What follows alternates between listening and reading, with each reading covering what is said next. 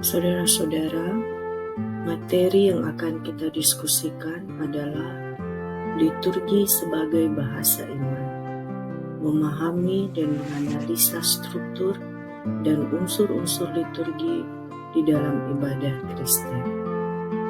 Kata liturgi berasal dari bahasa Yunani leiturgia, terdiri dari dua kata, leitos artinya publik atau umum, dan ergon artinya pekerjaan atau tindakan.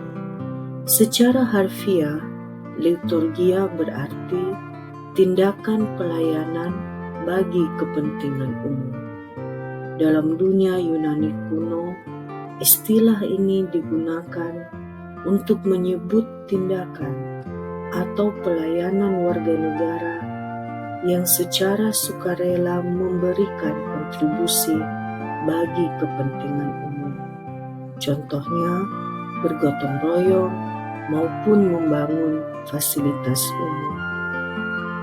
Dalam perjalanannya, istilah liturgi berkembang menjadi istilah yang mencakup seluruh tindakan umat Allah, yang mengungkapkan pelayanan kepada Allah yang dilakukan secara bersama-sama, baik melalui doa, nyanyian, pembacaan Alkitab, maupun simbol-simbol lainnya.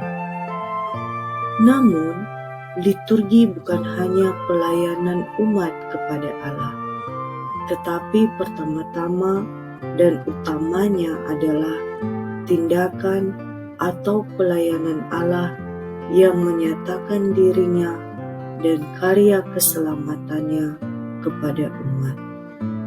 Dalam liturgi, Allah terlebih dahulu berbicara, mengundang, dan memberi dirinya kepada umat.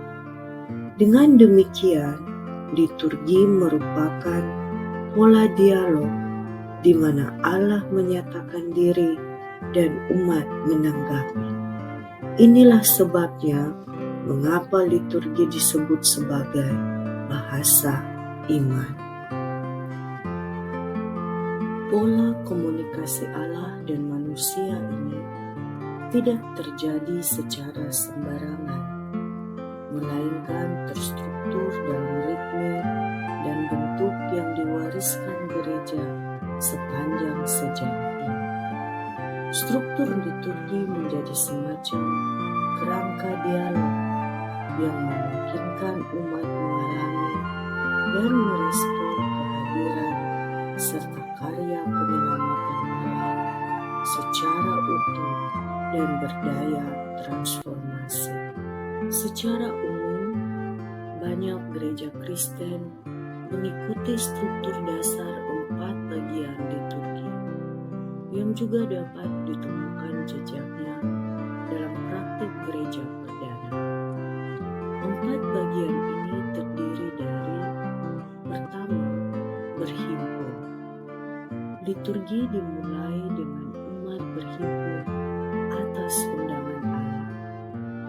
Dalam bagian ini biasanya terdapat unsur-unsur liturgi seperti salam pembuka, foto, nyanyian pujian, pengakuan dosa, berita anugerah.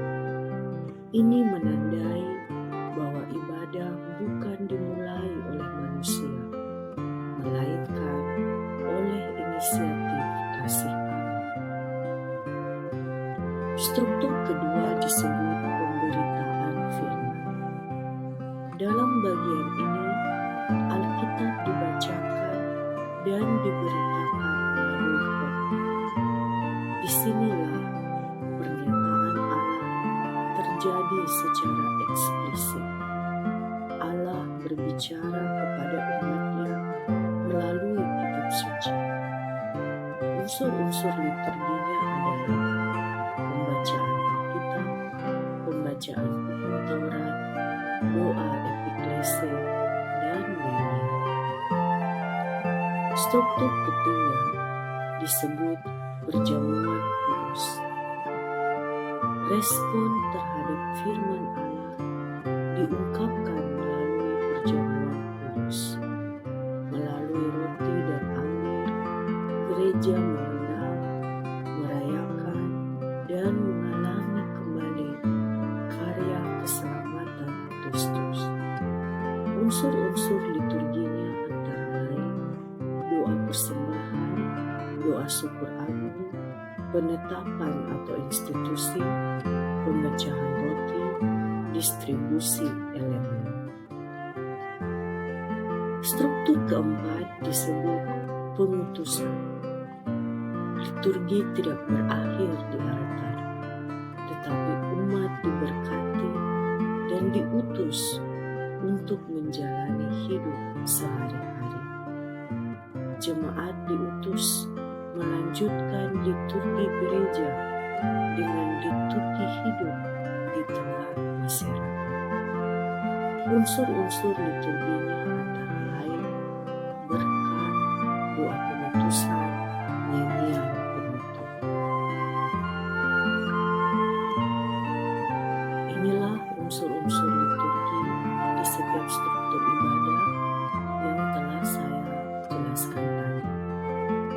Dengan demikian, struktur liturgi bukanlah bentuk yang kaku, melainkan rohani yang mengatur dan memfasilitasi dinamika relasi antara Allah yang menyebutkan dirinya dan umat yang menanggapi dengan iman.